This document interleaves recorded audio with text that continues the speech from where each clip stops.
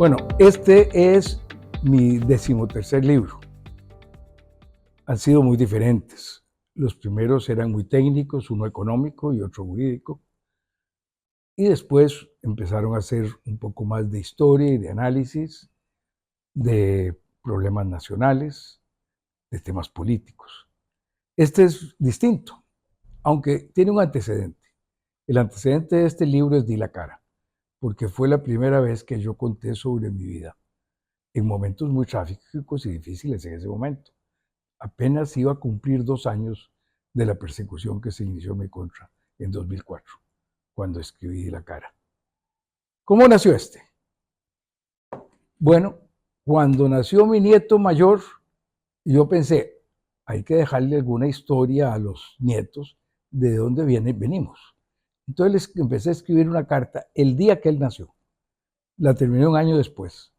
Esa carta era sobre mis abuelos, mis bisabuelos, mis tatarabuelos y los abuelos, bisabuelos y tatarabuelos de Lorena, de las raíces familiares, quiénes eran, de dónde venían, qué habían hecho. Hay bonitas historias de ellos y terminé de escribirla como un año después porque tuve que aprovechar un viaje a Cartagena para estudiar a los Rodríguez de Colombia, en la biblioteca de Cartagena, y buscar que un primo mío que es genealogista me buscara alguna información, y pues, de la Google y de Menorval. Entonces pude ir obteniendo información. Después pasó el tiempo. Un día, hace unos 4 años, Lorena me dice, Miguel Ángel, yo quiero dejarle algo a mis nietos, porque a mí me gustaría haberle preguntado a mi abuela, a mis 2 abuelas, a mis abuelos, cosas de sus historias, de sus vidas, y no lo hice. Y entonces ahora no tengo quien me lo cuente. Y claro, a lo mejor ellos no van a querer ahora leerlo, pero algún día, tal vez cuando sean abuelos, van a querer saber qué pensaba la abuela y cómo había sido su vida.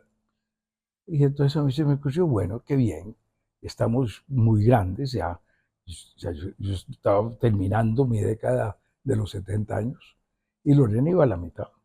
Y entonces dije, ya escribámoslo juntos, hagamos juntos una autobiografía a 4 manos. Ella me dijo, no, sería a 2 manos, porque es cierto que los pianistas son 4 manos, porque 2 pianistas son 4 manos tocando el piano, pero uno escribe solo con una mano, que sería la suya y la mía, solo 2 manos. Pero no, porque usted que va, usted me estaría empujando. Ya yo terminé mi capítulo, ahora le toca a usted terminar el suyo, y entonces, no, mejor no, cada uno escribamos el nuestro. Y así empezamos. Y empezamos y duramos 3 años, cosa por el estilo, escribiéndolo. Al final, a pesar de lo que ella me decía, que yo le iba a empujar a ella, ella terminó primero. Lo presentó primero a la editorial de la Universidad de Costa Rica, lo revisó primero la editorial de la Universidad de Costa Rica y lo publicó primero y se presentó primero con la editorial de la Universidad de Costa Rica. El mío venía atrasito y ahí salía atrasito y como un mes después fue la presentación. Es muy extraño que una pareja logre hacer las autobiografías de cada uno de los 2 de la pareja y sean al mismo tiempo presentadas. Yo no conozco ningún caso en Costa Rica y la verdad no conozco ningún otro caso en otro lado que se den así como tan rápido eso.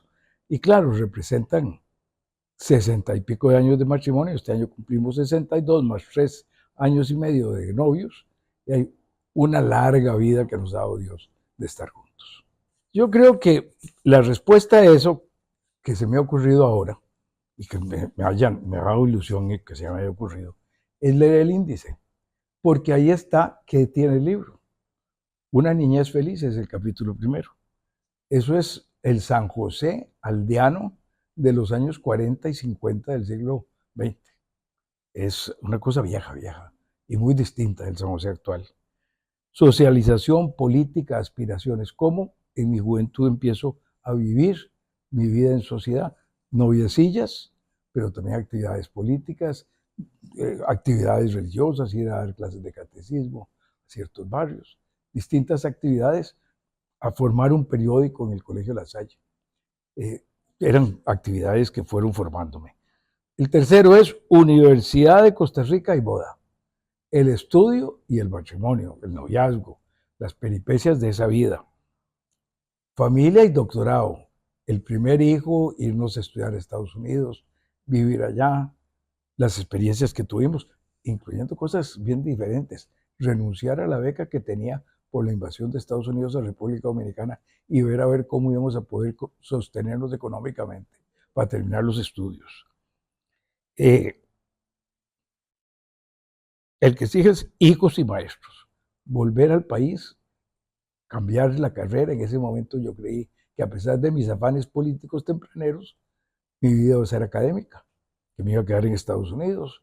Pero no, gana don José Joaquín Trejos, me vengo a Costa Rica a formar parte de su gabinete muy pronto, desde el primer día, yendo a las sesiones del Consejo de Gobierno. Y los maestros, porque ahí estaban los maestros que me fueron acabando de formar. Algunos me venían formando desde la universidad, don Alberto Di Mario, Álvaro Hernández, especialmente. Y otros que empezaron a formarme mucho en ese gobierno. Y llegaron los demás hijos. Llegó Andrés y perdimos un bebito que nació y murió unas horas después. Y un embarazo que fue de pocos meses, que se sufren mucho. Vida empresarial, familia, academia, política. Lo que sigue después del gobierno. Hay que ganarse el arroz y los frijoles. En qué empecé, cómo empecé a hacer, en qué me metí, cómo seguí la vida académica y mis actividades políticas en esos años en que era empresario. El modelo económico vigente a finales de los 70, causas de la crisis, es el trabajo que me llevé como presidente de ANFE, mi desilusión con el gobierno al que había apoyado que ganara y que no le supo entrar a la crisis que se venía, la crisis y lo importante que fue otros gobiernos y otros partidos políticos en resolverlos. ANE, las empresas, el PUSC y campaña de los 80. La llegada maravillosa de la hija, que ha sido una bendición tan enorme de Dios. El trabajo de crecimiento y de hacer diversificación en las empresas. La conformación del partido, mi influencia en ese trabajo. Y las campañas de esos años 80, incluyendo mi primera presentación a una campaña electoral buscando un puesto personal. El capítulo 9 es mi primera campaña después de 1986. Es la primera vez que entro en una actividad electoral buscando un puesto personal. Una convención que resultó muy distinta de lo que yo me había imaginado al principio y que inició una carrera de 10 años para llegar a la presidencia, ya en una actividad política muy definida, donde por supuesto tenía que seguir entendiéndome de empresas y tenía que seguirme entendiendo, por supuesto, lo mejor de la familia. Estaba en Elena todavía muy chiquita cuando yo empecé en esto y había que darle mucho apoyo. Y la vida de pareja, que a todo lo largo fue fundamental y que en ese momento se volvió más importante porque Lorena se dedicó a ayudarme también en la parte política. Actividad internacional, la Diputación, la campaña de 1994. Llegué al Congreso, cuando fui presidente del Congreso, mis actividades internacionales, que ya habían empezado antes, pero se me olvidó en el libro incluirlas. En 1989 yo había formado parte de un grupo por mi relación con la Democracia Cristiana Internacional y con la Fundación Konrad Adenauer, que fuimos a Panamá como observadores de las elecciones bajo la dictadura en Noriega para defender el resultado cuando estaba la organización que se llamó la UNA, que era la unión, no me acuerdo, eran 3 o 4 partidos políticos. Uno de ellos era la Democracia Cristiana, otro de ellos es el partido del presidente actual que está en Panamá y que ha sido tan importante en la lucha por la democracia en Venezuela. Todos partidos muy importantes.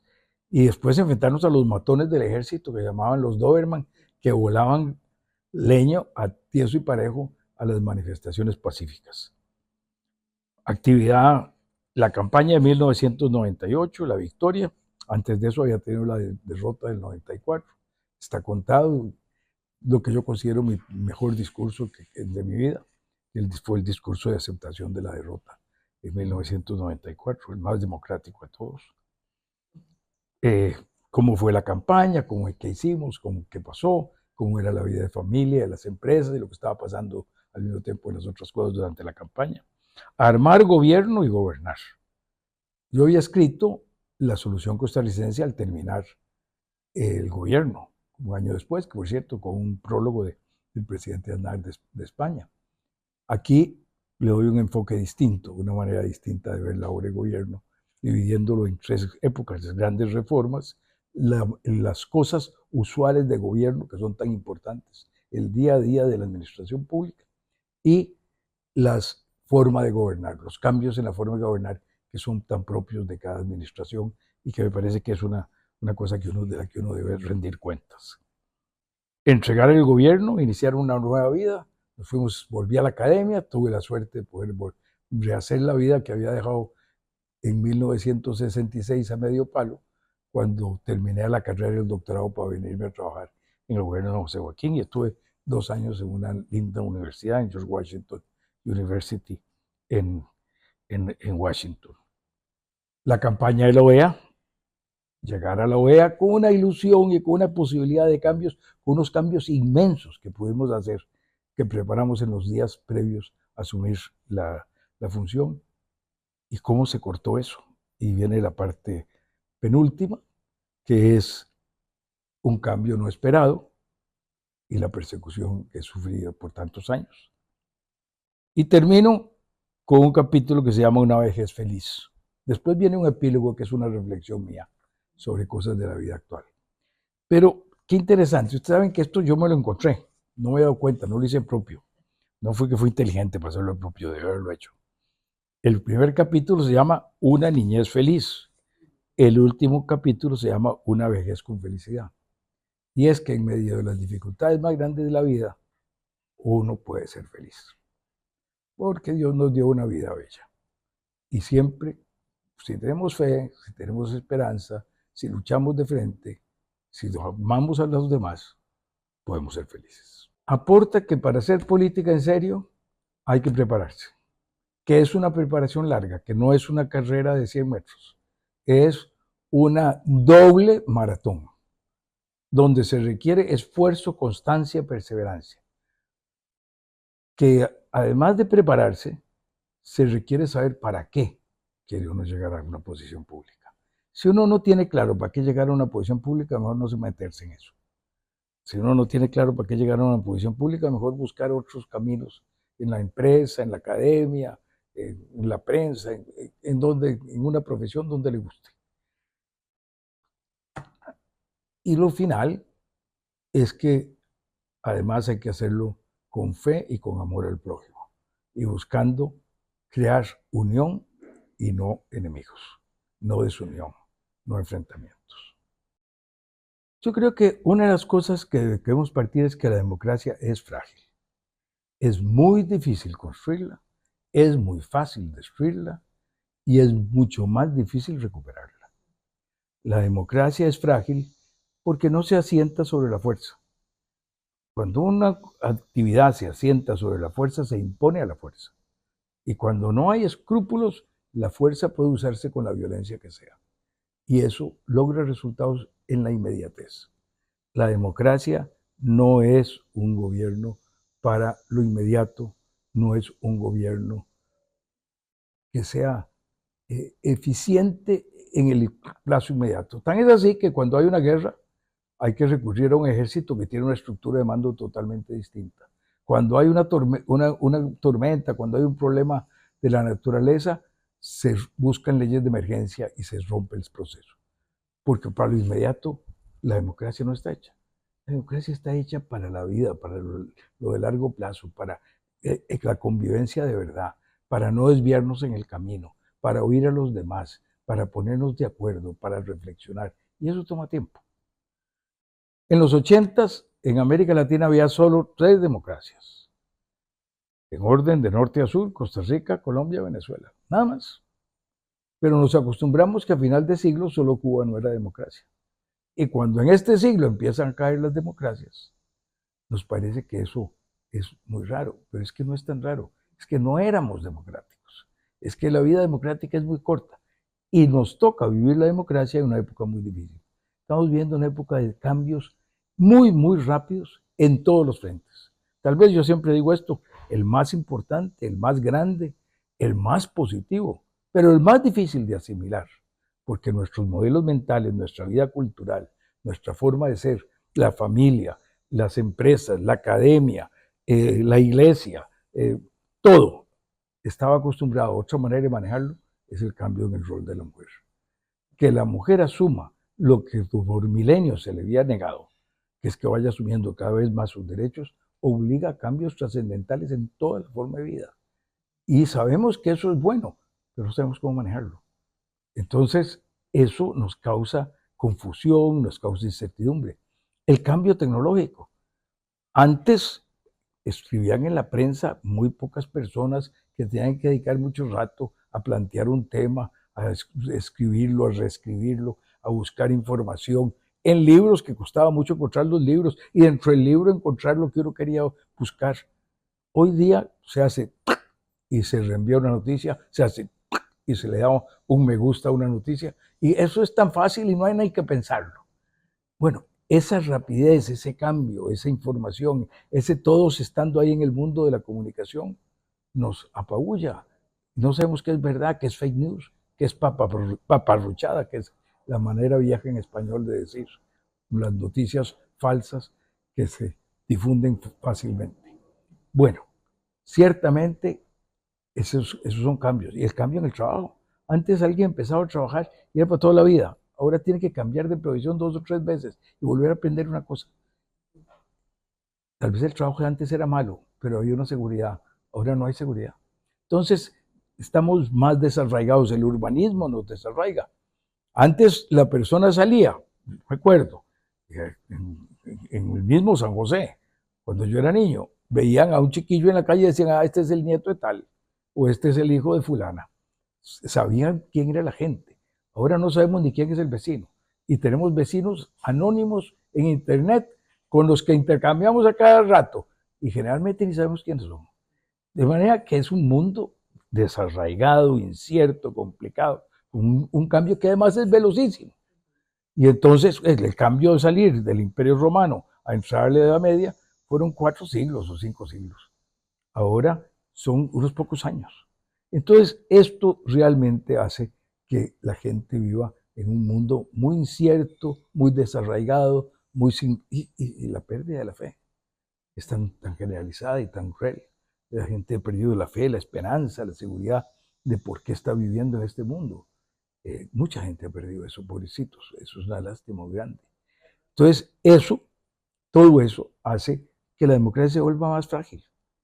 Y frente a eso, la inmediatez, la búsqueda de la eficiencia inmediata, nos causa que la gente empiece a tomarle fe a una persona que aparece como yo lo sé todo, yo les resuelvo todo, usted no tiene que preocuparse. Lo que pasa es que hay unos malos que no dejan que a usted les lleguen los beneficios, pero a esos malos los vamos a hacer ustedes y yo son los buenos. Y los demás son malos, y los malos van cambiando según sea necesario para mí decir cuáles son los malos. Esa es la situación en la cual los populismos autoritarios se han difundido, no solo en América Latina. Esto ha permeado la política de Estados Unidos. Esto ha permeado la política en Europa. Curiosamente, no lo ha permeado, me parece a mí, en algunas de las antiguas colonias inglesas, Canadá, Nueva Zelanda, Australia, que mantienen unas democracias muy tranquilas. Deberíamos volverlas a ver para ver qué tienen de diferente, por qué han logrado navegar en estas aguas turbulentas de una mejor manera. Ciertamente los costarricenses, pero también todas las democracias que tienen cierto periodo de existencia, los ciudadanos damos por sentado que así seguirá siendo. Es lo que hemos vivido, es lo que tenemos, ¿por qué lo vamos a perder? Pero la verdad es que es muy frágil, como en otro momento he dicho, y que en última instancia la vigencia de la democracia, que requiere un sistema electoral confiable y que se cuenten bien los votos, que requiere que hayan las libertades públicas, que requiere un Estado de Derecho, no le basta eso. En última instancia, la democracia depende de la voluntad de la gente, de la cultura popular, de que estemos dispuestos a defenderla. Si los ciudadanos no estamos dispuestos a defender la democracia, cualquiera puede llegar y apoderarse de ella. Primero nos engatusa un poco con algunas ilusiones. Luego, cuando esas ilusiones no se dan, se reparten un poco de recursos, que al principio mejoran el bienestar de la gente. Después viene el empobrecimiento. Cuando el empobrecimiento viene y la cosa se pone más dura, entonces se aplica el miedo y la violencia para mantenerse en el poder. Y se hace muy difícil salir de eso. Entonces, lo más importante es no perder los valores. Si el pueblo defiende sus valores, defiende su deseo de libertad, defiende el deseo de igualdad, defiende el deseo de fraternidad, de buen trato de unos con otros, si tratamos cada uno de nosotros de ser más amorosos con los demás y menos odiosos para los demás, vamos a encontrar una manera de fortalecer la democracia.